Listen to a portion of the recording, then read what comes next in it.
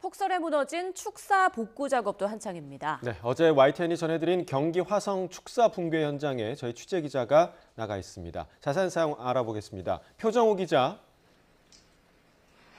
네, 경기 화성시 우정읍에 있는 피해 축사 현장에 나와 있습니다. 네, 지금 표 기자 옆으로 소들이 보이는데요. 대피해 있는 건가요? 네, 제 뒤로 보시는 것처럼 어제 새벽 축사가 무너져 내리면서 한나절 넘게 철근 밑에 깔려 있어야 했던 피해 젖소 50여 마리가 대피해 있습니다. 그리고 반대편에는 한쪽 면이 무너져 내려 있는 축사 지붕을 보실 수가 있는데요. 철근이 떨어져 나가고 기둥은 휘어 있어서 기존의 형체를 알아보기가 어렵습니다. 오늘 오전부터 건설업체 직원들이 나와서 복구 작업을 시작했는데요. 관계자는 복구 작업에 적어도 일주일은 넘게 걸릴 것으로 예상했습니다. 이곳 농가는 젖소 200여 마리를 키우는 곳인데 어제 쌓인 눈의 무게를 견디지 못한 축사가 무너져 내려 젖소 50여 마리가 깔렸는데요. 이렇게 상황이 심각하다 보니 피해 농가 주인분은 소 걱정, 비용 걱정에 뜬 눈으로 밤을 지새워야 했습니다. 특히나 다친 소 같은 경우에는 도축밖에 방법이 없다고도 이야기를 했는데요. 이야기 직접 들어보겠습니다.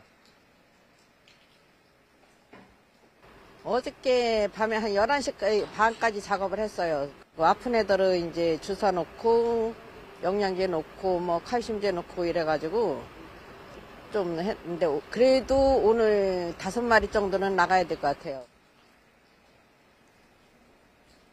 네, 수도권 곳곳에서 눈으로 인한 피해를 입었는데 조금 복구가 되고 있습니까? 네, 제가 있는 축사를 비롯한 경기도에만 지난 나흘 동안 시설물 피해가 400여 건이 넘게 접수가 됐습니다. 그리고 서울시 같은 경우에도 눈이 강하게 내렸던 지난 이틀 동안 60여 건의 피해가 잇따랐는데요. 이에 따라 지자체에서도 피해 복구책을 위한 복구책을 마련 중입니다. 경기도는 수습 특별대책을 발표하면서 재난관리기금 등 사용할 수 있는 모든 재원을 사용해 피해 상황에 대처할 거라고 밝혔습니다. 제설장비 9천여 대를 총동원하고 경찰과 소방 등 유관기관 등 가용인력 25만 명을 제설 작업에 투입할 예정입니다.